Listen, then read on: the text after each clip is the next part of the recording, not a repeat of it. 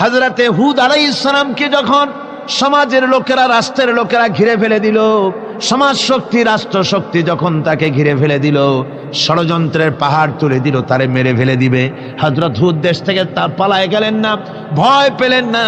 হযরতে হুদ আলাইহিস সালাম বললেন, কোরআনে কারিমে হযরত হুদের কথা কোট করা হলো, ফাকিদুনি জামিআন সুম্মা লা তুনজিরুন, সম্মিলিতভাবে ষড়যন্ত্র করো আমার বিরুদ্ধে, সবাই মিলে ষড়যন্ত্র করো, সুম্মা লা তুনজিরুন, আর আমাকে এতটুকু অবকাশ তোমরা দিও না।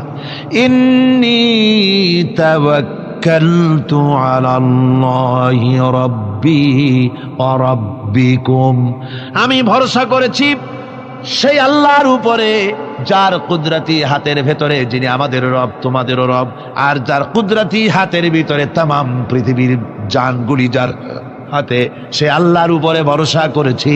ষড়যন্ত্র যদ্দূর আছে করতে থাকো, আমি ষড়যন্ত্র পরোয়া করি না। সুবহানাল্লাহ পড়েন। এটাই হলো মুমিনের কোয়ালিটি। শুধু ঈমান, লা ইলাহা ইল্লাল্লাহু মুহাম্মাদুর রাসূলুল্লাহ, গরুর গোশত খাই, আর রবিউল মাস আসলে পরে ইয়া নবী সালাম আলাইকা, ইয়া রাসূল সালাম আলাইকা, তারপরে গরম গরম জিলাপি আর রসগোল্লা খাইলাম খুব বেশি করিয়া, এর নাম মুমিন নয়। মুমিন হচ্ছে তার চলায় ফেরায়, ওঠায় বসায় সাহসিকতার এক আন্দাজ তৈরি হবে সে।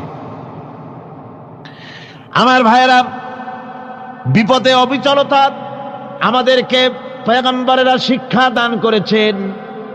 আমরা দেখতে পেয়েছি বিশ্বনবী জনাবে মুহাম্মদুর রাসূলুল্লাহ সাল্লাল্লাহু আলাইহি ওয়াসাল্লাম হিজরতের রাত, কাফেররা চতুর্দিকে দাঁড়ানো, হযরত জিবরাইল এসে বলেন, ইয়া রাসূলুল্লাহ, হে কাফেররা চতুর্দিকে ঘিরে দাঁড়িয়েছে, গভীর রাত, এখন হাতে তাদের তরবারি, সকাল হলে পরেই তারা আপনাকে মেরে ফেলে দিবে, তাড়াতাড়ি ওঠেন, মদিনার দিকে চলে যান।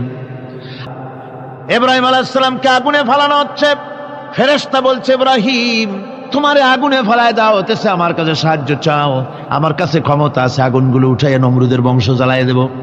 হযরত ইব্রাহিম ফেরেশতার কাছে সাহায্য চাইছিলেন নাকি? তিনি বললেন, ফেরেশতা তোমার কাছে সাহায্য কেন চাইব?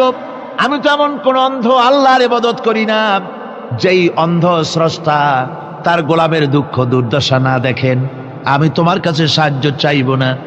হযরত ইব্রাহিম আলাইহিস সালাম পাশ করলেন। কি বলেন, পাশ করছেন না? ঈমানের পরীক্ষায় পাশ। আগুনের মধ্যে হযরত ইব্রাহিমকে যখন ফেলানো হচ্ছে, রব্বুল আলামিন আগুনের প্রতি নোটিশ করে দিলেন, ইয়া নারু কুনি বারদাও ওয়া সালামান আলা ইব্রাহিম, আগুন আমার ইব্রাহিমের জন্য শান্তিদায়ক, ঠান্ডা হয়ে যা। এখন কি আর আগুনের বাপের ক্ষমতা আছে ইব্রাহিমরে পোড়ানো? আর ক্ষমতা নাই। আমার বন্ধুগণ, ইব্রাহিম আগুনের ভিতরে আরামে বসা আছেন, আর ওদিকে নমরুদ বসে বসে দেখতেছে দূর থেকে। ইব্রাহিম তো জ্বলে না, গায়ের মধ্যে আগুন জ্বলে গেল। ডাক দিয়া কয়, আগুন তোর হলো কি? কেন জ্বালাইতে পারিস না আমার দুশ্মন রে? হলোটা কি তোর? তোর কি জ্বালানো শক্তি বন্ধ হয়ে গেল নাকি? আগুনের ভিতর থেকে জবাব এলো, নমরুদ রে, আমার ভিতরে জ্বালানো শক্তি আছে কি নাই যদি প্রমাণ করতে চাও, টেস্ট করতে চাও, তুই নিজে আয়, তোরে শুদ্ধ তামাম দুনিয়া জ্বালাই দিতে পারি, ইব্রাহিমের এক গাছা পশমও জ্বালাই দিতে পারি না। তার কারণ হচ্ছে আমি হচ্ছি মাখলুক, আল্লাহ হচ্ছেন খালিক। আল্লাহ আমাকে বলেছেন না জ্বালাতে, তুমি 1000 বার বললেও আমি ইব্রাহিমকে জ্বালাইতে পারবো না। কোরআনে কারিমে ঘটনা বলে মুমিনদেরকে সাহস দেওয়া হচ্ছে, মুমিনেরা দ্বীনের কাজ করতে গিয়ে বিপদ আবাজ আসবে, ইমানের দাবি হলো বিপদ আসবে, আর বিপদ আসলে ঘাবড়ায় যেও না, মুসিবতে পড়ে চিন্তায় পেরেশানে হয়রান হয়ে যেও না। বিশ্বকবি আল্লামা ইকবাল কি সুন্দর করে বলেছেন, আজ ভি হোক জু ইব্রাহিম কা ইমা पैदा आग कर सकती है एक अंदाज गुलिस्तां पैदा। ইব্রাহিমের ইমান যদি আজিও কোথাও হয় বিদ্যমান, করতে পারেন অগ্নিকুণ্ডে খুবসুরত এক গুলিস্তান। আজও যদি আগুনের ভিতরে কোন নমরুদ কোন ইব্রাহিমকে যদি ফেলে দেয়, আল্লাহ রাব্বুল আলামিন আজও আগুনকে ফুলের বাগান বানায়া দিবেন। সুবহানাল্লাহ। ভয় পাওয়ার কারণ নাই, চিন্তা করার কোনো কারণ নাই। আমার বন্ধুগণ, একবার রাসূল পাক সাল্লাল্লাহু আলাইহি সাল্লামের কাছে একজন মুশরিক এসেছেন, তার কাছে একটা ভাঙ্গা মূর্তি। হুজুর জিজ্ঞেস করলেন, তোমার মূর্তিটা ভাঙা কেন? লোকটি বলল যে এটি হচ্ছে আমার খোদা, একে আমি সব সময় সাথে রাখি, না জানি কোন সময় কোন বিপদে পড়ি, এই জন্য সাথে রাখি বিপদ থেকে বাঁচার জন্য। পথিমধ্যে আমার প্রকৃতির ডাক এলো, পেশাব পায়খানায় যাওয়ার প্রয়োজন হলো, তো মনে করলাম এমন জায়গায় এই খোদা নিয়ে যাওয়া উচিত না। খোদাকে রাস্তার উপরে রেখে তারপরে গেলাম কাম সারতে। কাম সেরে এসে দেখি যে এইটার মাথা থেকে শুরু করে পা পর্যন্ত ভিজা। মনে করলাম খোদার শরীর ভিজা, না জানি নিশ্চয়ই কোনো পবিত্র বরকতপূর্ণ পানি হবে। তো এই বরকতপূর্ণ পানি আমি নিজে একটু টেস্ট করলাম, জিহ্বা দিয়া চাটলাম, খাইলাম, দেখলাম যে কেমন কেমন গন্ধ আসে, আর কি একটা টক টক জাতীয় বিশ্রী রকমের। তো মনে করলাম পবিত্র পানি এরকমের গন্ধ হবে কেন? এদিক ওদিক তাকালাম, তাকিয়ে দেখি দূরে একটা কুকুর দাঁড়ানো, তার নিচের থেকে পানি টপকাচ্ছে। তখন ভাবলাম যে আসলে কোন বরকতের পানি এটা। আমি তখন রাগ করে এইটা ঠ্যাং ধরে আছাড় মারলাম যে তুই কি খোদা না তুই একটা হুদা? তুই তো নিজেরই ঠেকাতে পারিস না বিপদ থেকে, তো আমারে ঠেকাবি কি করে? হাদিস শরীফ এসছে, রাসূল পাক সাল্লাল্লাহু আলাইহি সাল্লাম তখন হেসে দিয়েছিলেন। সে হাসিতে হুজুরের দন্ত মোবারক বিকশিত হয়েছিল, শরীর মোবারক কেঁপে উঠেছিল। হুজুর জিজ্ঞেস করলেন, আমার কাছে কি মতলবে এসেছো? লোকটি বলছে, হুজুর আমার কাছে আজকে এইসব জিনিসের ব্যর্থতা, অসারতা ধরা পড়েছে, আমি তৌহিদের আশ্রয় নিতে এসেছি। আল্লাহর নবী বললেন, পড়ো লা ইলাহা ইল্লাল্লাহু মুহাম্মাদুর রাসূলুল্লাহ। মুমিন ব্যক্তি আত্মমর্যাদার সৃষ্টি হয় তার কলিজার মধ্যে, আত্মসম্ভ্রম, আত্মসম্মান। সে কারো কাছে মাথা নত করবে না, তার কারণ সে জানে আমি যার গোলাম তিনি হচ্ছেন সকল ক্ষমতার উৎস। সকল ক্ষমতার উৎস কে? চিল্লায় বলতে হবে, সকল ক্ষমতার উৎস কে?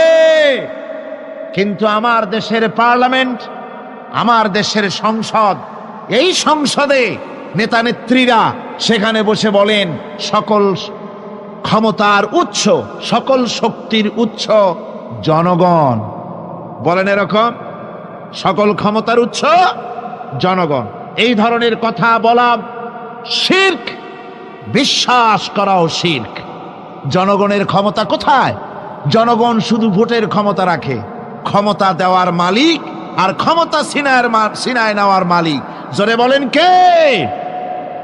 জনগণই যদি ক্ষমতার মালিক হয় তাহলে 9 বছরের রাজার 10 বছরের সাজা হয় কেমনে?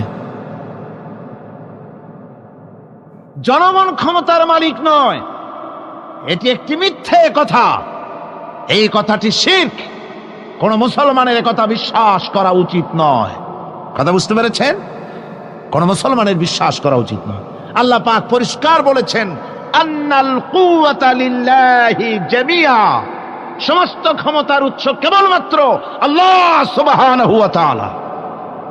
কিন্তু বেকুবরা বোঝে না, জনগণকে খুশি করার জন্য, তাদের ভোট যেন বারবার পাওয়া যায়, এই জন্য বলে সমস্ত ক্ষমতার উৎস জনগণ।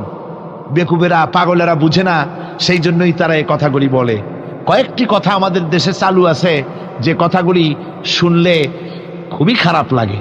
একটা হচ্ছে সকল ক্ষমতার উৎস জনগণ, এটি মারাত্মক শিরকপূর্ণ কথা।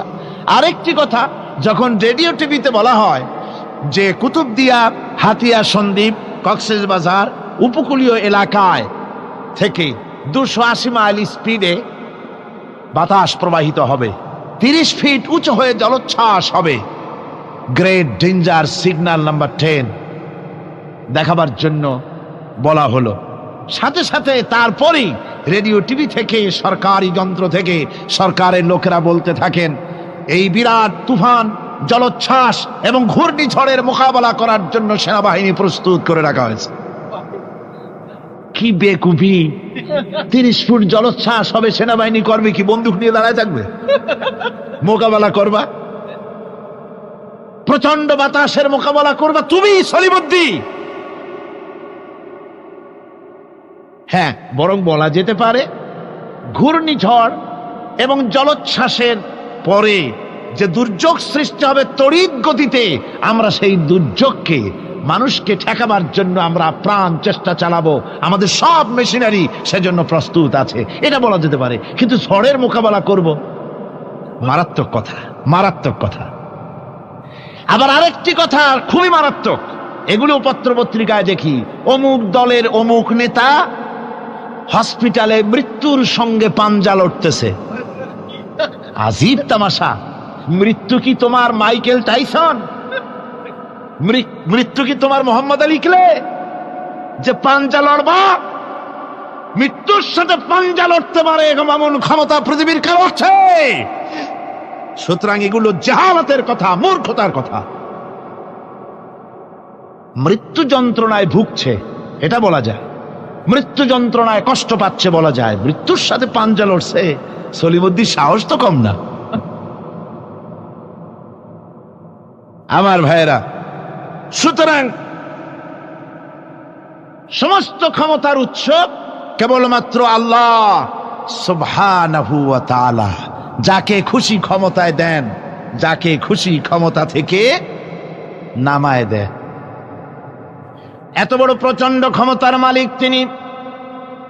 রাতকে দিন বানান, দিনকে রাত বানিয়ে দেন, সাগরকে নগর করেন, নগরকে সাগরে পরিণত করে দেন, আমিরকে ফকির করেন, ফকিরকে আমির বানায় দেন, রাস্তার মানুষ ধরে নিয়ে, অপরিচিত লোক একজন ধরে নিয়ে রাষ্ট্রের মালিক বানায় দেন, প্রেসিডেন্ট বানায় দেন। আবার সম্মানের ফুলের মালা দিয়া গলা থেকে শুরু করে পা পর্যন্ত ফুলের মালা দিয়া ভরে দেন। নাফরমানি যখন বাড়তে থাকে, এত বড় ক্ষমতার মালিক আমার আল্লাহ রব্বুল আলামিন ফুলের মালাগুলি বাদ দিয়ে ফুলের মালার পরিবর্তে জুতার মালা গলায় পরাইয়া ফাঁসির মঞ্চে ঝুলাইয়া দেন। পারেন কিনা? প্রচন্ড ক্ষমতার মালিক তিনি। তিনি যদি কারো কারো ক্ষমতা ছিনিয়ে নিবেন, এটা যদি সিদ্ধান্ত হয়, পৃথিবীর মানুষ তাকে ক্ষমতার উপরে রাখতে পারে? আর আল্লাহ যদি কাউকে ক্ষমতা দিতে চান, সেই ক্ষমতা থেকে তাকে মাহরুম কেউ করতে পারে? পারেন। সমস্ত ক্ষমতার একমাত্র মালিক হচ্ছেন কে? আল্লাহ সুবহানাহু ওয়া তাআলা। মানুষেরা বোঝে না, তাই আত্মম্ভরিতা ক্ষমতার মোহে কি করবে দিশা করতে পারে না। এই জন্য যারা মুমিন হবে তাদের এই চিন্তা মনের মধ্যে থাকবে, আত্মমর্যাদা আসবে, কারো সামনে হাত পাতবে না, হাত পাতবে তো আল্লাহ সুবহানাহু ওয়া তাআলার কাছে, কাউকে ভয়ও করবে না। আত্মমর্যাদার কারণে সে তার রিজিক সম্পর্কেও নৃশংস হয়ে যাবে, অর্থাৎ রিস্ক সম্পর্কেও তার পরোয়া থাকবে না, যে হক কথা যদি বলি তাহলে যদি আমার চাকরি না থাকে। আছেন এরকম লোক?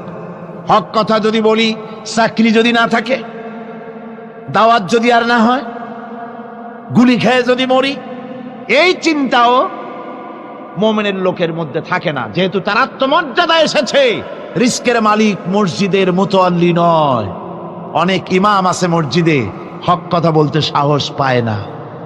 আছে না? চট্টগ্রামে না থাকতে পারে, বিভিন্ন জেলায় আছে, হক কথা বলার সাহস পায় না। মনে করে রিস্কের মালিক মুতাল্লি অথবা সেক্রেটারি। আর দুর্ভাগ্যজনক সত্য, বাংলাদেশের অধিকাংশ মসজিদের মুতাল্লি আর সেক্রেটারি এমন লোক যারা ধর্মনিরপেক্ষতাবাদে বিশ্বাসী, যারা ইসলামের রাজনীতিতে বিশ্বাস করে না। এ ধরনের বহু লোক মসজিদের সেক্রেটারি, মেম্বার, মুতাল্লি হয়ে বসে আছে, আর মসজিদের ইমামদেরকে হক কথা বলতে দেয় না। আছে না? ইমাম সাহেবরা, আমি কিন্তু পাইকারি কথা বলছি না, আলহামদুলিল্লাহ যোগ্যতা সম্পন্ন ইমাম আছেন যারা কথা বলেন। আবার কিছু লোক আছে যারা ভয় পান, আমি তাদের উদ্দেশ্যে বলছি, কোরআনে কারীম বলছে রিস্কের মালিক হচ্ছেন আল্লাহ সুবহানাহু ওয়া তাআলা। তোমার রিস্কের পরোয়াটা কিসের?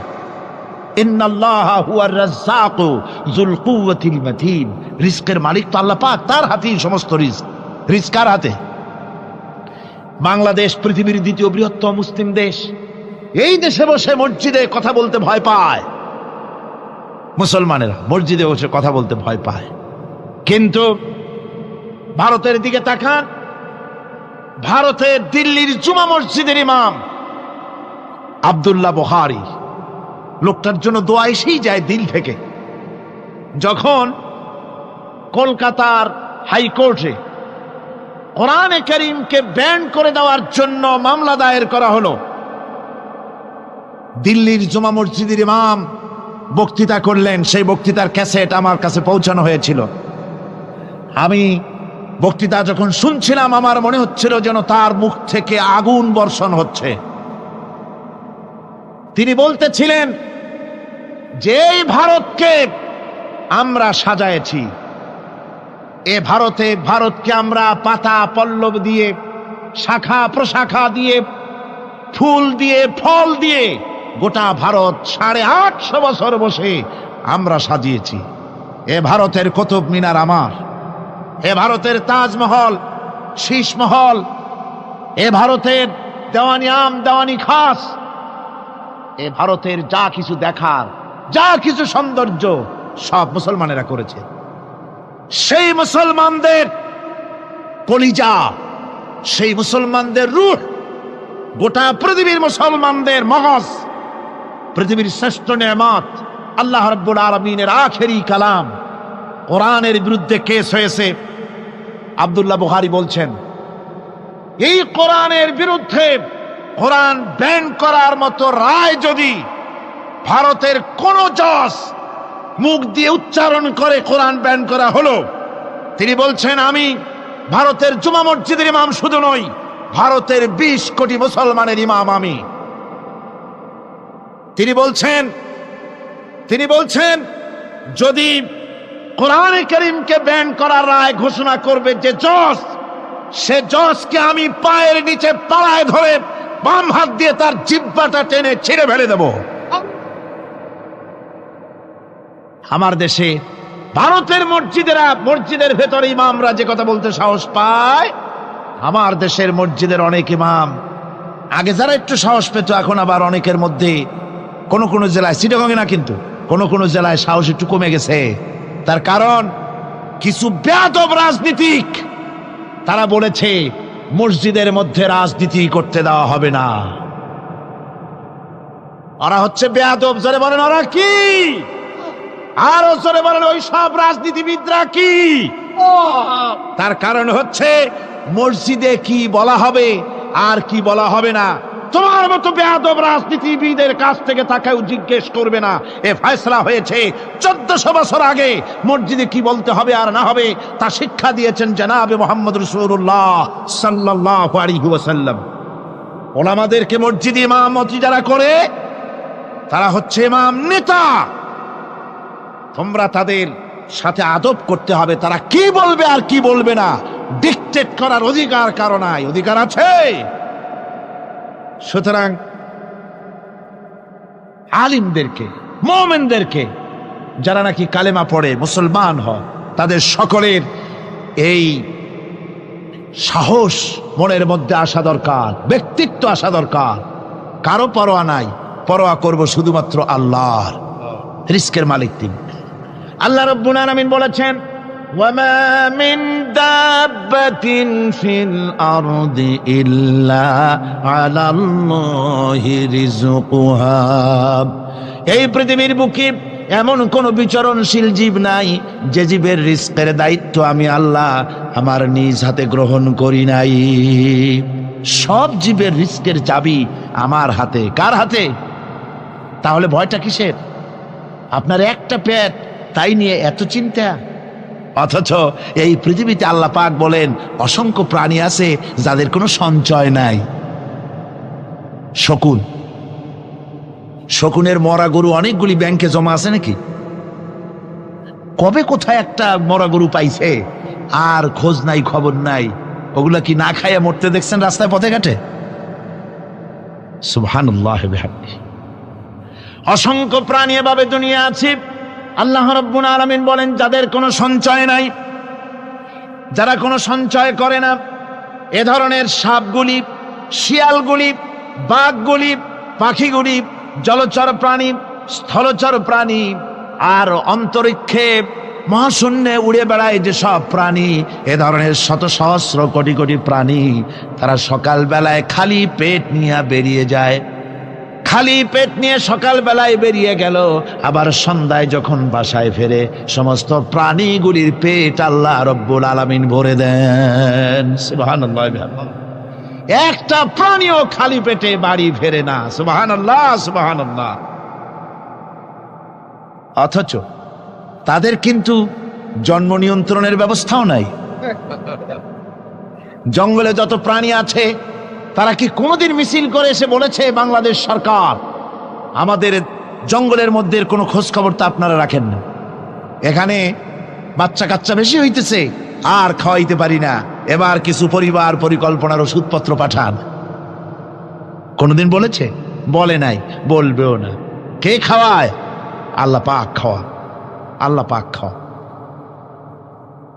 সুতরাং আল্লাহ রাব্বুল আলামিন রিজকের মালিক, একথা বিশ্বাস করতে হবে। সেই বিশ্বাসের অর্থ এই নয় যে আপনি চুপ করে বসে থাকবেন আর ফেরেশতারা রান্না করে আপনারে রূপচাঁদা মাছ খাওয়াই দিয়ে যাবে, এরকম না। বিশ্বাস করতে হবে, কাজ করতে হবে, এর ফলে আল্লাহ রাব্বুল আলামিন রিজকের ব্যবস্থা করবেন। ঈমান আনার পর প্রথম যে কোয়ালিটিটা হবে সেই কোয়ালিটি হচ্ছে পার্সোনালিটি, আত্মসম্ভ্রম, আত্মমর্যাদা। দুনিয়ায় কারো সামনে মাথা সে নত করবে না, মাথা নত করবে কেবলমাত্র আল্লাহর কাছে। সে বিশ্বাস করবে খাইরিহি ওয়া শাররিহি মিনাল্লাহি তাআলা, ভালো মন্দ সব কার কাছ থেকে হয়? আল্লাহর কাছ থেকে হয়। সে কিছুতেই বিশ্বাস করবে না যে কোনো মাজারের কাছে গেলে, কবরের কাছে গেলে আমার তকদির পাল্টে যাবে, কোনো মোমেন তা বিশ্বাস করবে না। কথা বুঝতে পেরেছেন? ভালো করার মন্দ করার সবটা মালিক আল্লাহ সুবহানাহু ওয়া তাআলা। এরপরে 2 নম্বরের যে কোয়ালিটি সৃষ্টি হবে মুমিনের মধ্যে ঈমান আনার পর, সে গুণটা হচ্ছে সে বিনয়ী হবে। বিনয়, বিনম্রতা তার এক বৈশিষ্ট্য হবে। বিনয় এবং বিনম্রতার বৈশিষ্ট্য হবে। তার কারণ হচ্ছে ঈমান আনার পরে সে জানতে পেরেছে আল্লাহ রাব্বুল আলামিনের কর্তৃত্ব থেকে বেরিয়ে আসার ক্ষমতা কারো নাই। অহংকার করে যাব কোথায়? আস্ফালন করে যাব কোথায়? আল্লাহর রাজত্বের বাইরে, আল্লাহর ক্ষমতার বাইরে যাওয়ার ক্ষমতা তো কারোই নাই। সুতরাং অহংকার তার মধ্যে জায়গা পাবে না। আল্লাহ পাক দুনিয়ার সমস্ত মানুষের জিনকে পরিষ্কার করে বলেছেন, ইয়া মাশারাল জিন্নি ওয়াল ইনস ইন ইসতাতা'তুম আন তানফুযু মিন আকতারিস সামাওয়াতি ওয়াল আরদ فانفذوا لا تنفذون إلا بسلطان। হে পৃথিবীর মানুষেরা আর জেনেরা, যদি সম্ভব হয় আমার আকাশের নিচের থেকে, জমিনের উপর থেকে বেরিয়ে যা। লা তানফু, বেরিয়ে যেতে পারবে না। আমি আকাশ এবং জমিন থেকে যদি সম্ভব করতে পারো বেরিয়ে যা। আর যদি কোনো আকাশ থাকে তার নিচে যা, আর যদি কোনো জমিন থাকে তার উপরে যাও। এমন দেশ যদি পাও যেখানে আমার আলো ছাড়া কোনো আলো আছে, আমার বাতাস ছাড়া কোনো বাতাস আছে, আমার চাঁদ সূর্য ছাড়া কোনো চাঁদ সূর্য আছে, যাও সেখানে। আল্লাহ রাব্বুল আলামিন বলেন নাই এরকম যাওয়ার কোনো উপায় নাই। আমি আল্লাহ রাব্বুল আলামিন আকাশ আর জমিন দিয়ে প্যাকেট করে রেখেছি, আটকায় রেখেছি। আমার রাজত্ব থেকে, আমার ক্ষমতা থেকে, আমার কর্তৃত্ব থেকে বেরিয়ে যাওয়ার ক্ষমতা কোনো মানুষের নাই, কোনো জিনের নাই, কোনো প্রাণীর নাই। সুবহানাল্লাহ। মানুষ হচ্ছে অহংকার কিসের হবে? তোমরা হচ্ছ ফকির। আল্লাহ পাক বলছেন ওয়াল্লাহুল গানিয়্যু ওয়া আনতুমুল ফুকারা। আল্লাহ হচ্ছেন গনি। আল্লাহ কি? গনি, বেনিয়াজ, বেপরোয়া। ফাআলুল লিমা ইউরিদ, যা খুশি তাই করে, কারো মুখাপেক্ষী তিনি নন। কোরআনে কারীমে রব্বুল আলামিন বলেছেন, নবী আপনি আমার ব্যাপারে, আমার গুণাবলীর ব্যাপারে বলুন। কুল হুয়াল্লাহু আহাদ। পড়েন সবাই, কুল হুয়াল্লাহু আহাদ আল্লাহুস সামাদ লাম ইয়ালিদ ওয়া লাম ইউলাদ ওয়া লাম ইয়াকুল লাহু কুফুয়ান আহাদ। আল্লাহ পাক বলেন, বান্দারে ও আমার নবী আপনি বলুন, আল্লাহ পাক এক এবং একক, তিনি নিরঙ্কুশ, তিনি বেনিয়াস, তিনি কারো মুখাপেক্ষী নন, তিনি কাউকে জন্ম দেন নাই, তাকেও কেউ জন্ম দেয়নি। আকাশ এবং জমিনে আল্লাহর সমকক্ষ কেউ নাই। তোমরা হচ্ছ ফকির আর আমি আল্লাহ হচ্ছে বেনিয়াস। লিল্লাহি মা ফিস সামাওয়াতি ওয়া মা ফিল আরদ। আকাশে যা আছে, জমিনে যা আছে, সব আল্লাহর। সব কার? আল্লাহ পাকের। সুতরাং কিসের অহংকার, কিসের মাতবাড়ি? মানুষ পেছনের কথা ভুলে যায়, মোটেই চিন্তা করে না। একটু আগে যারা ক্ষমতায় ছিল আজকে তারা ক্ষমতা হারা। আজকে যারা ক্ষমতায় এলো তারা আবার ক্ষমতা মসনদে বসে দুনিয়ার সব বিপদাপদ ভুলে যায়। কি করে আরো বেশি লুটপাট করা যায়, আরো বেশি মানুষকে শোষণ করা যায়, মানুষ এই চিন্তাই করে। অহংকারে, ক্ষমতার দর্পে ফেটে পড়ে, চিন্তা করে না পেছনের কথা। আল্লাহ রাব্বুল আলামিন বলেন, যারা নাকি মুমিন বান্দাদের বিনয় এবং বিনম্রতা তাদের মধ্যে সৃষ্টি হয়ে যাবে, তার কারণ হলো আল্লাহ পাক বলেছেন, ওয়ালা তামশি ফিল আরদি মারহান ইন্নাকা লান তাখরিকাল আরদা ওয়া লান তাবলুগাল জিবালা তুলা। ওয়ালা তামশি ফিল আরদি মারহান, আমার জমিনের উপরে অহংকার করে পা ফেলো না। তুমি কি পারবে অহংকার করে আমার জমিনটাকে ফাটাই দিতে? কি বলেন, পারা যাবে? অহংকার করে জমিনের উপরে লাথি মারেন জোরে, জমিন ফাটবে? ফাটবে না, আপনার পা ছিঁড়ে যাবে। আপনি কি পারবেন অহংকার করে পাহাড়ের উচ্চতা লাফ দিয়ে ছাড়াই যেতে পারবেন? তাও পারবেন না। সুতরাং আল্লাহ পাকের উপরে ঈমান আনলে পরে তাদের মাথা এভাবে নত হয়ে যায়, অহংকার তাদের মধ্যে জায়গা পায় না। অহংকার কিসের অহংকার তোমার? মানুষ তার জন্মের কথা, কোরআনে কারীম বলে মানুষ কি তার জন্মের কথা স্মরণ করে না? তোমার তো এমন অবস্থা ছিল, দুনিয়ায় উল্লেখযোগ্য বিষয়বস্তু হিসাবে তুমি পরিগণিত ছিলে না। তুমি হচ্ছ, তোমার জন্মের উৎস কথা হচ্ছে এক ফোঁটা নাপাক পানি, এমন নাপাক পানি যা শরীর থেকে নির্গত হলে পরে গোসল করা ওয়াজিব হয়ে যায়। এমন এক ফোঁটা নাপাক পানি যার জন্মের উৎস, তার আবার অহংকার কিসের? পৃথিবীতে অহংকার যারাই করলো আল্লাহ পাক তাদেরকে ভালো করে দেখায় দিলেন। নমরুদকে দেখায়ছেন, ফেরাউনকে দেখায়ছেন। যুগের ছোট ছোট নমরুদ, ফেরাউন, যেখানে যেখানে খুদে খুদে ফেরাউন হয়েছে আল্লাহ সকলকেই দেখিয়ে দিয়েছেন। দেন নাই? দেখিয়ে দিয়েছেন। সুতরাং মাথা নিচু করে চলতে হবে, বিদ্যার বড়াই করা চলবে না। কত লেখাপড়া করেছো তুমি? এমএ পাশ করেছো, তাতে কি হয়েছে? সবে মাত্র বর্ণবোধ পড়েছো, জ্ঞানের রাজ্যে পা ঢুকিয়েছো, এখনো কিছু শেখনি। টাইটেল পাস করেছো, তো কি হয়েছে? কদ্দুর শিখেছো? নিউটনের মতো মানুষ মৃত্যুর সময় বললেন, জ্ঞান সমুদ্রের বেলাভূমিতে দাঁড়িয়ে সামান্য বালু কণা নিয়ে নাড়াচাড়া করলাম, অথই সমুদ্রের কিছুই দেখতে পারলাম না। শেখ সাদী রহমতুল্লাহ আলাইহি ইন্তেকালের সময় বলেছেন, মালুম শোধ কি হিচ মালুম না শোধ। সারা জীবন সাধনা করে বুঝিলাম ইহা, যে কিছুই বুঝিলাম না। এগুলি হচ্ছে জ্ঞানীদের কথা। আর কোন রকম ইউনিভার্সিটির বারান্দা দিয়ে 3-4 দিন হাঁটছে, কয় যে সব বুঝি।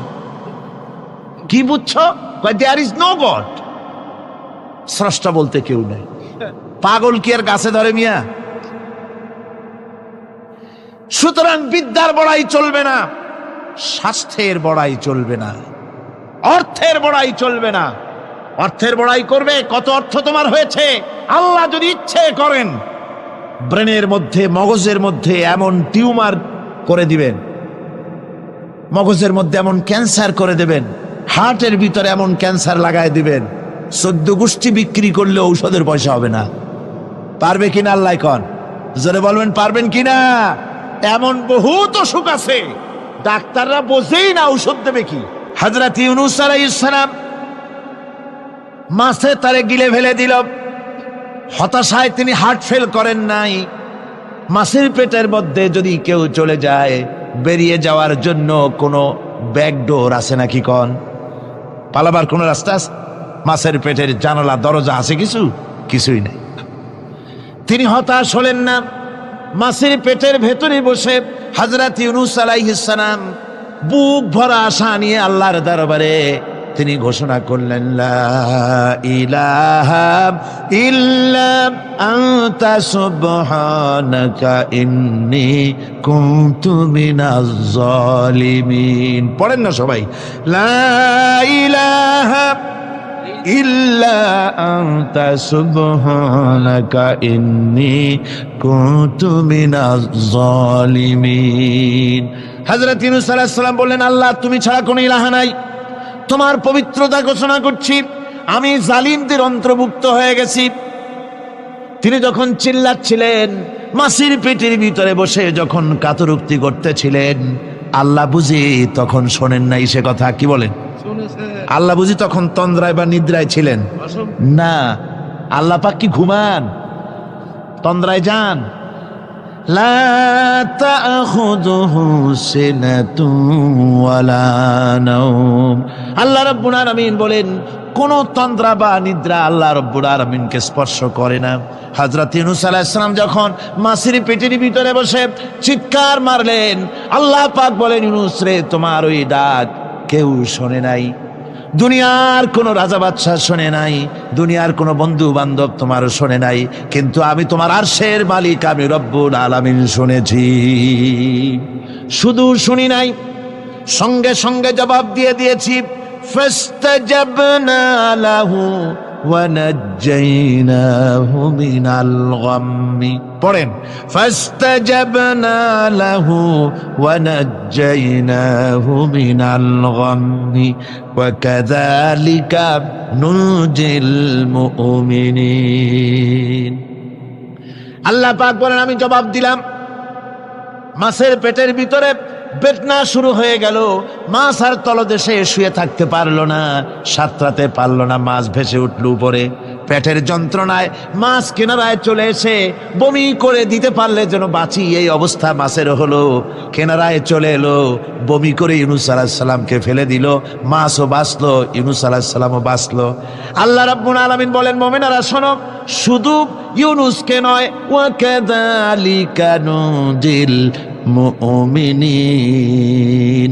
এইভাবে করে মুমিন বান্দারা যদি আমাকে ডাকে, আমার কাছে যদি হাত ফাইলায়, আমি আল্লাহ রব্বুল আলামিন মুমিনদের এভাবে বিপদ মুক্ত করে দেই। আল্লাহ পাক বিপদ মুক্ত করে দেন। ওমান ইয়াত্তাকিল্লাহা ইয়াজআল লাহু মাখরাজা। আল্লাহকে যে ভয় করে, আল্লাহ তার জন্য রাস্তা খুলে দেন। জোরে কোন সুবহানাল্লাহ। দেখেন, ইউসুফ আলাইহিস সালাম, জুলাইখা তাকে আটকায় ফেলেছে ঘরের মধ্যে, তালা দেওয়া, খিল দেওয়া, সিটকানি মারা, পালাবার পথ নাই, চতুর্দিকে উলঙ্গ নগ্ন চিত্র। আর এই সুন্দরী যুবতী নারী জুলাইখা তার প্রেম নিবেদন করেছে হযরত ইউসুফের কাছে।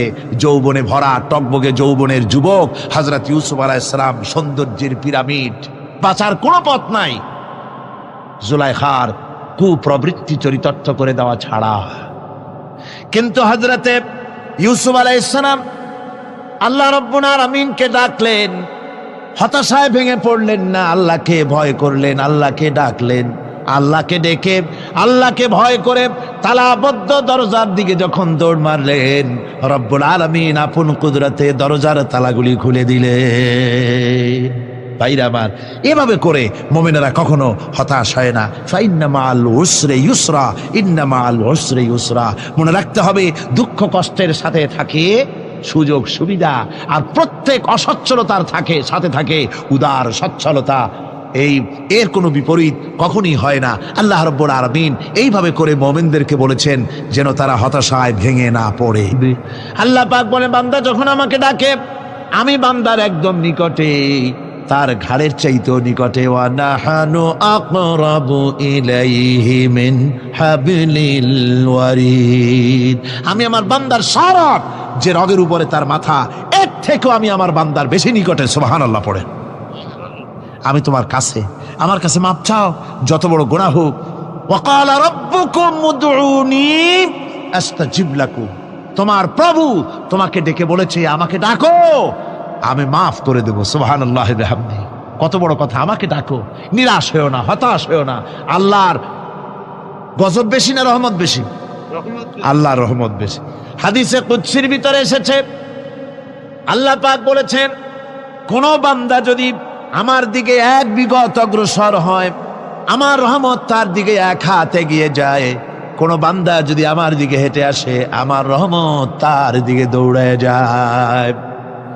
বান্দা যখন আল্লাহর দরবারে দুহাত উঁচু করে চোখের পানি ফেলে দেয়, মুসলিম শরীফের হাদিসের ভিতরে এসেছে, গভীর রাত্রে, রাতের তৃতীয় অংশে আল্লাহ রাব্বুল আলামিন প্রথম আকাশে আসেন আর ডেকে বলেন, পৃথিবীতে আছো নাকি কেউ গুনাহ করে জীবন বরবাদ করে দিয়েছো, আমার কাছে মাপ চাও। ঋণগ্রস্ত আছো, অসুস্থ আছো, অপমানিত আছো, কে আছো মাজলুম, আমাকে ডাকো, আমার কাছে বলো, আমি ডাকের সাড়া দেব, জীবনের আশা পূরণ করে দেব। ওই সময় যেই সমস্ত লোকেরা কান্দে তাহাজ্জুদের নামাজ পড়ে, আল্লাহ জিজ্ঞেস করেন ফেরেশতারা, অমুক অমুক দেশে অমুক অমুক বান্দারা কান্দে কেন? ফেরেশতারা বলে, রব্বুল আলামিন তুমি তো ভালো করে জানো। আল্লাহ বলেন, জানি, তবু তোমাদের মুখে শুনতে চাই। তারা বলে, রব্বুল আলামিন তোমার এই বান্দা গুনাহ করেছে, গুনার জন্য মাপ চায়, জাহান্নাম থেকে বাঁচতে চায়। আল্লাহ পাক বলেন, ফেরেশতারা আমার এই বান্দারা আমারে দেখেছে নাকি? বলে দেখে নাই। বলে আমার দোজখ দেখেছে নাকি? বলে না, তাও দেখে নাই। আমার বেহেশত দেখেছে নাকি? বলে না, তাও দেখে নাই। আল্লাহ পাক বলেন, ফেরেশতারা সাক্ষী থাকো, ওরা আমাকে দেখে নাই, আমার বেহেশত দোজখ কিছুই দেখে নাই, শুধুমাত্র আমার নবীর কথা, আমার কোরআনের কথা বিশ্বাস করে আরামের ঘুমকে হারাম করে যেভাবে তারা কাঁদতেছে, সাক্ষী থেকে যাও ফেরেশতারা, আমার রহমতের দরিয়ায় জোশ মেরেছে, আমার ওই ক্রন্দনরত বান্দাগুলিকে আমি আল্লাহ মাফ করে দিলাম। সুতরাং মোমেন বান্দা যারা, আল্লাহর মোমেন বান্দা যারা, এই ইমানের কোয়ালিটি, এটাও হতাশায় নিরাশায় ভেঙে পড়বে না। গুনাহ তো মানুষই করে, গুনাহ হয়ে গেছে, মাপ চাও। তোমার গুনাহ কদ্দূর? তোমার গুনাহ যদি হয় পাহাড় সমান, আল্লাহর রহমত আকাশ সমান। জাহান্নামের কঠিন শাস্তি থেকে বাঁচতে হলে আল্লাহর প্রতি ঈমান আনতে হবে। আর ঈমান আনলে যে কোয়ালিটিগুলি হওয়া উচিত, সেগুলি আমি আপনাদের সামনে আলোচনা করছি। এরপর আরেকটি কোয়ালিটি হবে মোমেনের, তা হলো কঠোর কঠিন বিপদে অবিচল থাকবে, বিপদে ভেঙে পড়বে না। বিপদ আপদ, শত্রুতা, ক্ষয় ক্ষতি যা কিছু হয় সবই আল্লাহর পক্ষ থেকে, এটা মেনে নিতে হবে এবং ধৈর্য ধারণ করতে হবে। বিপদ মুসিবত শুধু উম্মতের জন্য নয়, দুনিয়ার সমস্ত নবীদের বিপদ এসেছে, হয় নাই? নবীদের বিপদ আসে নাই? কোরআনে কারীম থেকে শুনুন, আল্লাহ রাব্বুল আলামিন বলেন, وَكَذَلِكَ جَعَلْنَا لِكُلِّ نَبِيٍّ عَدُوًّا مِّنَ الْمُجْرِمِينَ। আল্লাহ পাক বলেন, এমনি করে আমি সকল নবীদের শত্রু বানিয়ে দিয়েছি সব পাপিষ্ঠ আর অপরাধ প্রবণ লোকদেরকে। প্রত্যেক যুগে নবীদের শত্রু ছিল, প্রত্যেক যুগে নবীদের কি ছিল? শত্রু ছিল। সে শত্রু কারা ছিল? আল্লাহ পাক বলছেন, নবীদের শত্রু ছিল পাপিষ্ঠ আর অপরাধ প্রবণ লোক, এরাই ছিল নবীদের দুশমন। রাসূলগণের অবস্থা যদি এই হয়, তাহলে তার উম্মত, ওই দিনের ধারক বাহক যারা, তাদের বুঝি বিপদ আপদ হবে না? নাকি হবে কিনা? তো ইসলামের বিরোধিতা যারা করে, কোরআনের পরিভাষায় বলা হয়েছে ইসলামের দুশমন, নবীদের দুশমন। দুনিয়ার সব পাপিষ্ঠ আর অপরাধ প্রবণ লোকেরাই ইসলামের দুশমন হয়, নবীদের দুশমন হয়। আজও দেখেন, আজও তাকিয়ে দেখেন, ইসলামী আন্দোলনের বিরোধিতা যারা করে তারা পাপিষ্ঠ চরিত্রের কিনা, তাকায় দেখেন, খুঁজে দেখেন, সর্বত্র খুঁজে দেখুন, খুঁজে দেখুন। যারা ইসলামী আন্দোলনের বিরোধিতা করে, যারা ইসলামকে মিটিয়ে দেওয়ার চেষ্টা করতেছে, যারা ইসলামকে মৌলবাদ বলে, ইসলামকে সাম্প্রদায়িক বলে। কোরআনে কারীমের কথা কত স্পষ্ট যে নবীদের দুশমন হয়, ইসলামের দুশমন হয় মুজরিম লোকেরা, অপরাধ প্রবণ আর পাপিষ্ঠ লোকেরা। আজও আমরা দেখতে পাই এই শ্রেণীর লোকেরা পাপিষ্ঠ এবং সবচাইতে সমাজের নিকৃষ্ট ধরনের চরিত্রহীন লোক। নামাজ নাই। আপনি খুঁজে দেখেন ইসলামী আন্দোলনের বিরোধিতা যারা করছে, যারা নেতৃত্ব দিচ্ছে, নামাজ নাই, রোজা নাই, চরিত্র নাই, হজ নাই, যাকাত নাই, মদ, জুয়া, জেনা, ব্যভিচার ইত্যাদিতে লিপ্ত। চেহারা দেখলে ছেলেপেলেরা 2 গ্লাস পানি খায় ভরস ওঠে। কথা ঠিক কিনা কর? এই হলো অবস্থা। মারে কেন? মুমিনদেরকে, পয়গম্বরদেরকে, সাহাবীদেরকে এবং ঈমানদারদেরকে মারে কেন? তার কারণ হচ্ছে আল্লাহ রাব্বুল আলামিন বলেছেন, ওয়া মা নাকামু মিনহুম ইল্লা আইয়ুমিনু বিল্লাহিল আজিজিল হামিদ। কাফিররা ঈমানদার লোকদেরকে অন্য কোন অপরাধী নির্যাতন চালায় না, নির্যাতন চালায় শুধু এই কারণে যেহেতু মুমিন লোকেরা পরাক্রমশালী, আল্লাহ রাব্বুল আলামিনের দ্বীনকে কায়েম করতে চায়, তার উপরে ঈমান এনেছে, এই কারণেই তারা মারে। ঠিক কিনা কর? যুগে যুগে নবীদের উপরে, সাহাবীদের উপরে যে অত্যাচার হয়েছে, সেই অত্যাচার এই কারণেই হয়েছে, অন্য কোনো কারণে নয়। এই কঠিন বিপদে অবিচলতা এবং ধৈর্যের দৃষ্টান্ত নবীগণ পেশ করেছেন পৃথিবীর বুকে। আমরা দেখেছি ইব্রাহিম আলাইহিস সালামকে আগুনে ফালানো হয়েছে, আছে না কোরআন শরীফে? আমি কিন্তু গল্প করতেছি না, সব কোরআনের কথা। কিসের কথা? ইব্রাহিম আলাইহিস সালামকে আগুনে ফালানো হচ্ছে। অপরাধ কি? অপরাধ হচ্ছে হযরত ইব্রাহিম আলাইহিস সালাম দাওয়াত দিয়েছেন, লা ইলাহা ইল্লাল্লাহ। জোরে পড়েন, লা ইলাহা ইল্লাল্লাহ, লা ইলাহা, লা ইলাহা ইল্লাল্লাহ মুহাম্মাদুর রাসূলুল্লাহ। হযরত ইব্রাহিম আলাইহিস সালাম দ্বীনের দাওয়াত দিয়েছেন, এক আল্লাহর দাওয়াত দিয়েছেন, ঈমানের দাওয়াত দিয়েছেন। আর কোন অপরাধ ছিল না। নমরুদ সহ্য করতে পারল না। কোরআনে কারীমের মধ্যে সব কথাগুলি আল্লাহ পাক এই জন্য বিধৃত করেছেন, এই জন্য কোরআনে কারীমের মধ্যে সব কথা উঠায় দিয়েছেন, যাতে করে মুমিনেরা বিপদ আসলে পরে যেন ঘাবড়ে না যায়। ইব্রাহিম আলাইহিস সালামকে আগুনে ফালানো হচ্ছে। ফেরেশতা বলছে, ইব্রাহিম তোমারে আগুনে ফেলায় দাও, হতেছে আমার কাছে সাহায্য চাও, আমার কাছে ক্ষমতা আছে, আগুনগুলো উঠাইয়া নমরুদের বংশ জ্বালাইয়া দেব। হযরত ইব্রাহিম ফেরেশতার কাছে সাহায্য চাইছিলেন নাকি? তিনি বললেন, ফেরেশতা তোমার কাছে সাহায্য কেন চাইব? আমি তো এমন কোন অন্ধ আল্লাহর ইবাদত করি না যেই অন্ধ স্রষ্টা তার গোলামের দুঃখ দুর্দশা না দেখেন। আমি তোমার কাছে সাহায্য চাইব না। হযরত ইব্রাহিম আলাইহিস সালাম পাশ করলেন। কি বলেন, পাশ করছেন না? ঈমানের পরীক্ষায় পাশ।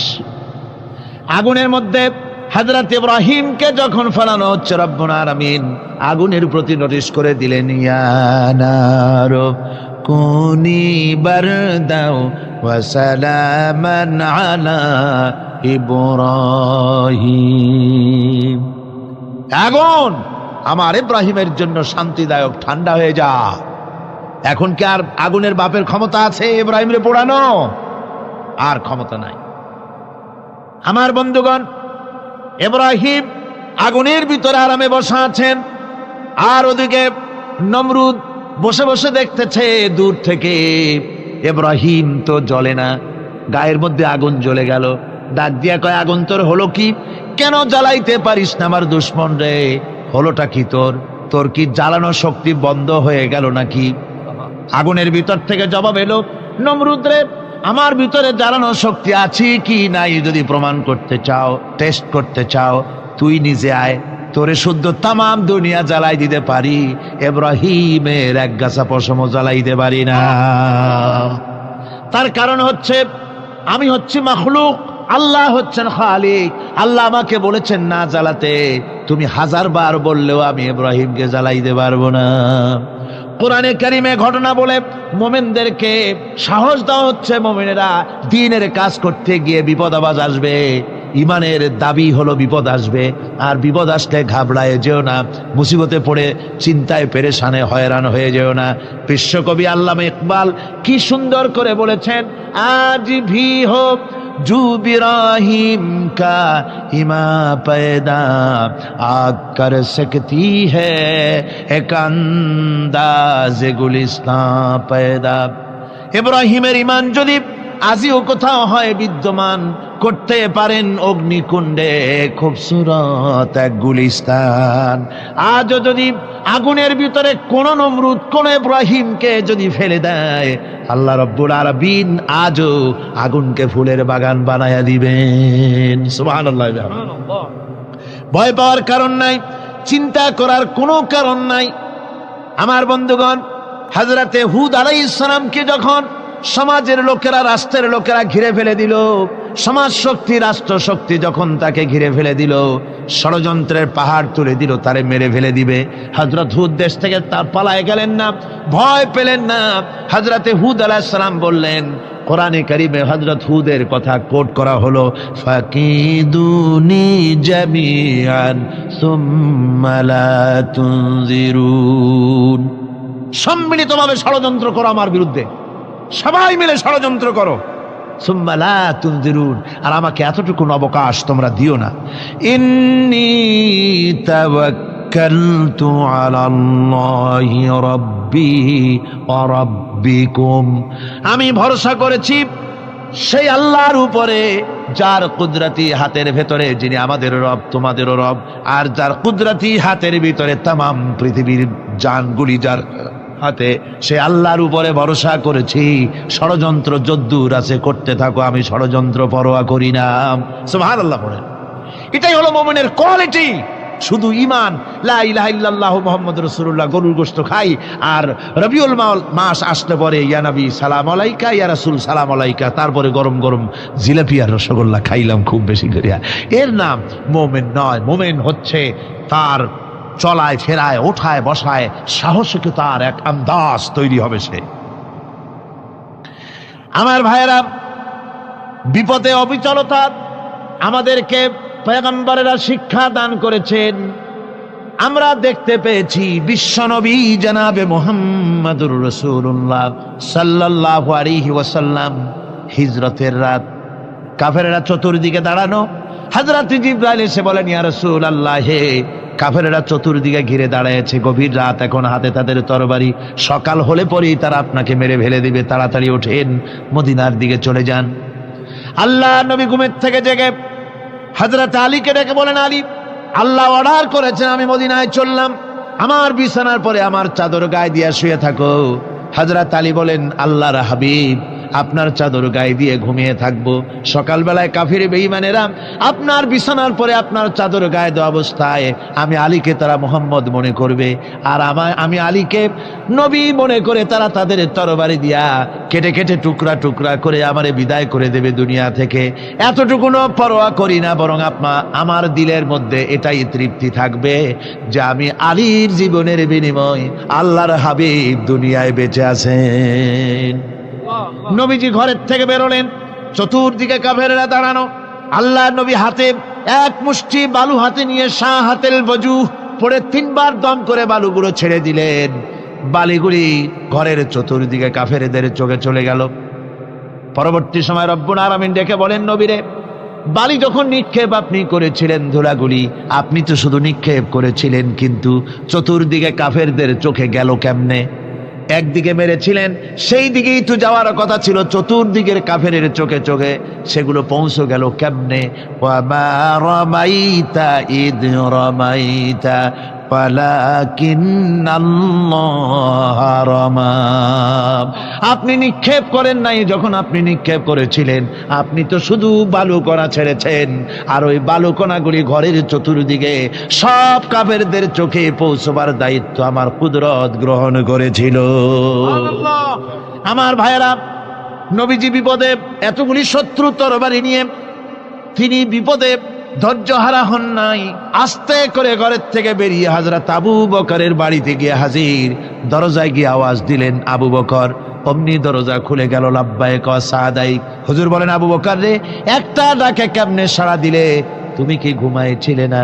হযরত আবু বকর বলেন, হুজুর আপনি বলেছেন আমাকে নিয়ে হিজরত করবেন, আমি মনে মনে চিন্তা করেছি না জানি কত রাত্রে নবীজি আসেন, উঠতে যদি আমার দেরি হয়ে যায়, নবীজি যদি দরজার কাছে দাঁড়ায় দাঁড়ায় আমারে ডাকাডাকি করে আর আমি যদি ঘুমায় থাকি, তাহলে আল্লাহর নবীর সঙ্গে বেয়াদবি হয়ে যাবে।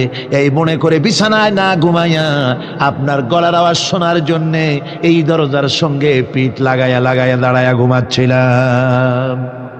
আল্লাহর নবী হযরত আবু বকরকে সঙ্গে করে নিয়ে চললেন মদিনার দিকে, উল্টা পথে রওনা করলেন। বারবার কাবা শরীফের দিকে তাকাতে লাগলেন। বুখারী শরীফে এসেছে, নবীজি বারবার কাবার দিকে তাকিয়ে বলতেছেন, রে কাবা, বড় আশা ছিল তোর কাছে থাকবো, তোর খেদমত করব, কিন্তু তোর নিষ্ঠুর সন্তানেরা তোর কাছে আমারে থাকতে দিল না রে। আল্লাহ নবী মিসফালা দিয়ে জাবালে কেদোয়ার উপর দিয়ে চলে গেলেন জাবালে সুরে। গুহার কাছে যখন গিয়েছেন, ফজর রক্ত হয়ে গেল। হযরত আবু বকর রাদিয়াল্লাহু তাআলা আনহু বলছেন, হুজুর আর উপায় নাই, দিন হয়ে গেল, এখন বুঝি ধরা পড়ে যাব, ওই গুহার মধ্যে গিয়ে আশ্রয় নেই। তবে আপনি দাঁড়ান, গুহার ভিতরেই পাহাড়িয়া গুহা, বিচ্ছু থাকতে পারে, সাপ থাকতে পারে, আমি আগে ঢুকি, যদি কোনো হিংস্র প্রাণী থাকে আমার উপর দিয়া আঘাত হয়ে যাক, আল্লাহর নবী হেফাজতে থাকুক। হযরত আবু বকর রাদিয়াল্লাহু তাআলা আনহু গুহার ভিতরে নামলেন। নেমে গুহা সাফ করে হুজুরকে ডাকলেন। হুজুর তাশরীফ ফরমালেন গুহার মধ্যে। হুজুর বলেন, আবু বকর হেঁটে হেঁটে কষ্ট হয়ে গেছে, তুমি বসো, তোমার উরুর উপরে মাথা রেখে আমি একটু ঘুমায়ে যাই। আল্লাহর হাবিব ঘুমায়ে গেলেন। হযরত আবু বকর লক্ষ্য করে দেখেন চতুর্দিকে অনেকগুলি গর্ত দেখা যায়। এই গর্ত থেকে সাপ আসতে পারে, বিচ্ছু আসতে পারে মনে করে নিজের গায়ের চাদর ছিঁড়ে ছিঁড়ে গর্তগুলি বন্ধ করা শুরু করে দিলেন। কয়েকটা গর্ত বন্ধ করার মতো চাদর আর নাই, পাও দিয়ে চেপে ধরলেন। এক পাহাড়িয়া বিষধর সাপ বেরোবার জন্য চেষ্টা করে বেরোবার পথ খুঁজে না পেয়ে হযরত আবু বকরের পায়ের উপরে দংশন করেছে। বিষের যন্ত্রণায় হযরত আবু বকরের চোখ থেকে পানি দরদর করে পড়ছে। রাসূলুল্লাহর ঘুম ভেঙে গেল। আল্লাহর নবী তাকে বলেন, আবু বকর চোখে পানি কেন? বাড়ির কথা বুঝি মনে পড়ে গেছে? হযরত আবু বকর বলেন, ইয়া রাসূলুল্লাহ, আল্লাহর নামে কসম করে বলি, যেই দিন আমি ঈমান এনেছি ওই দিন থেকে আমার মা বাপ, আমার কোলে আমার সন্তান, আমার স্ত্রী, আমার জায়গা জমি ঘর বাড়ি, এমনকি আমার নিজের আত্মার চাইতে হুজুর আপনারে ভালোবাসি বেশি। তাহলে কাঁদো কেন? হযরত আবু বকর বলেন, হুজুর বাড়ির জন্য কাঁদি না, ছেলেপেলের জন্য কাঁদি না, সাপে দংশন করেছে, যন্ত্রণায় কাঁদতেছি। আল্লাহর নবী সঙ্গে সঙ্গে মুখ থেকে থুতু বার করে যন্ত্রণার জায়গায় লাগাই দিলেন। সঙ্গে সঙ্গে যন্ত্রণা বন্ধ হয়ে গেল।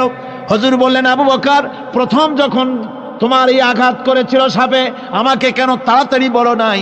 এতক্ষণ তো তোমার কষ্ট হতো না।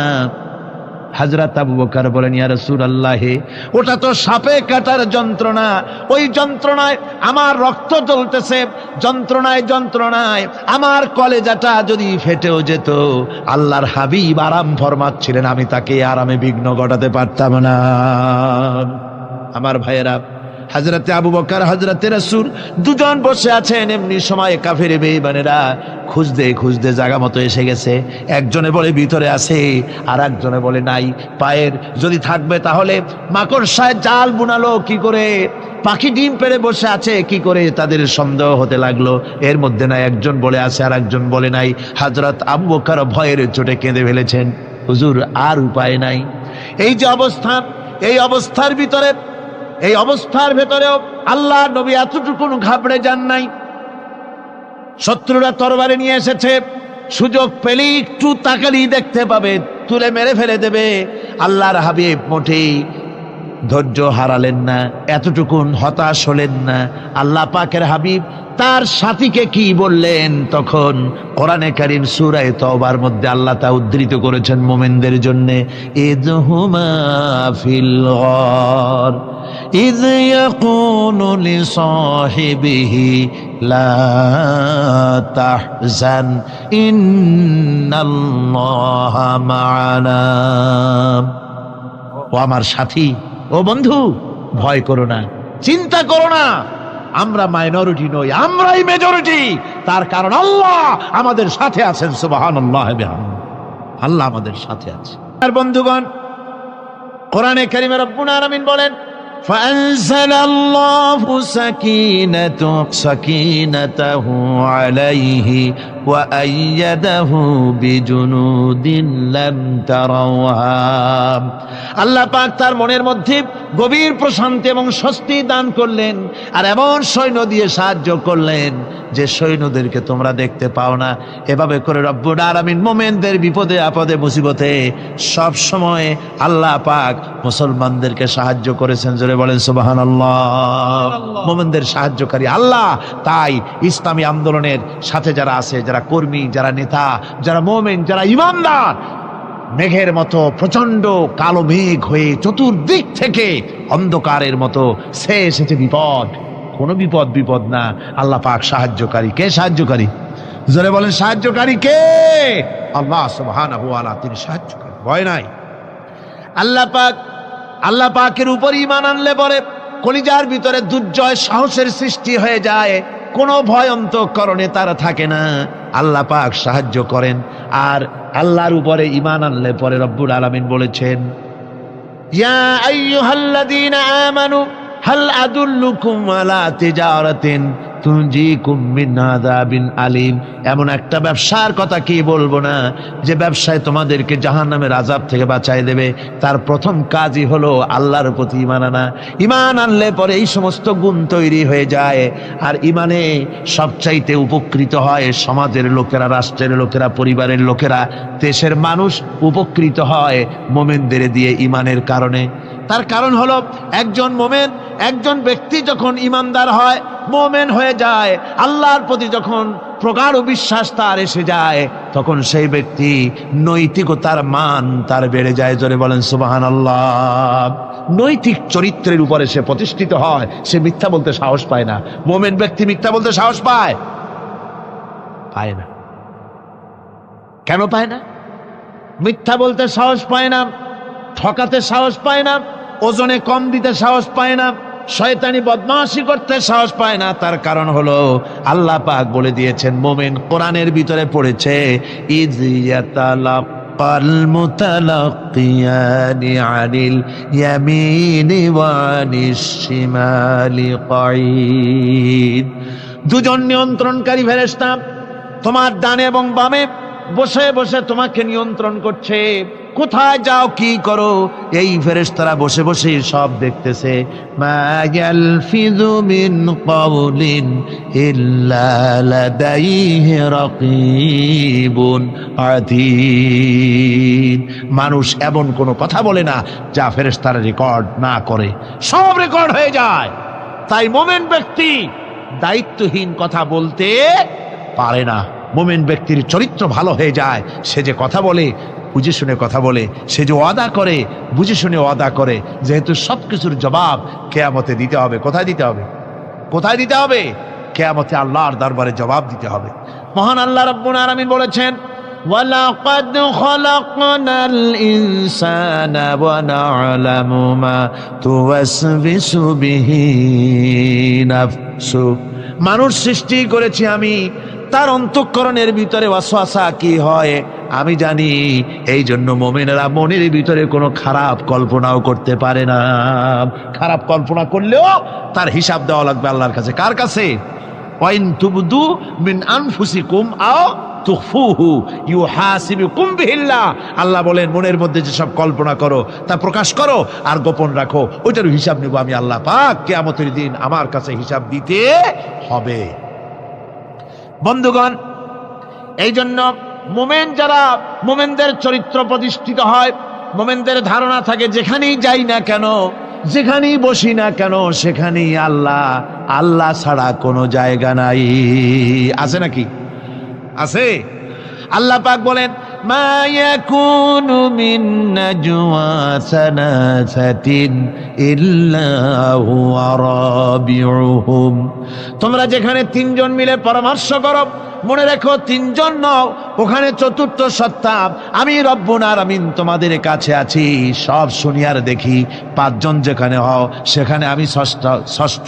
এর থেকে যদি কম হও, এর থেকে যদি বেশি হও, বান্দারে তুমি আছো যেখানে আমি আল্লাহ আছি সেখানে।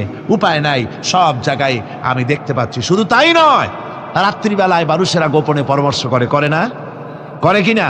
রাতে রাতে পরামর্শ করে, এক জায়গায় বসে, হলের মধ্যে, পাহাড়ের মধ্যে কোনো জায়গায় বসে পরামর্শ করে। কি পরামর্শ?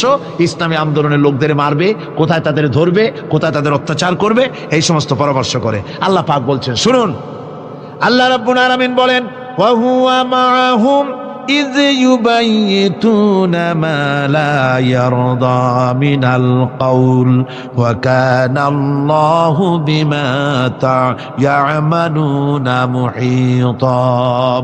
আল্লাহ পাক বলেন, তিনি তো ঠিক সেই সময়ও তোমাদের কাছে থাকেন যখন তোমরা নিজেদের ঘরের মধ্যে বসে কোনো এক জায়গায় বসে আল্লাহর মর্জির খেলাফ পরামর্শ করো, আল্লাহ তখনও তোমাদের কাছে থাকেন। আল্লাহর ইহাতা থেকে, আল্লাহর কর্তৃত্ব থেকে বেরিয়ে যাওয়ার কোনো উপায় নাই। সুতরাং গোপনে বলেন, প্রকাশ্যে বলেন, যেভাবেই যা কিছু করা হোক না কেন, আল্লাহর কাছে আমাদের সমস্ত অপরাধগুলি ধরা হয়ে যায়। আর এটাই হচ্ছে ইমানের সীমা পরিসীমা। তিলকা হুদুদাল্লাহ ফালা তা'তাদুহা, তিলকা হুদুদুল্লাহ, এটাই হচ্ছে আল্লাহর সীমানা।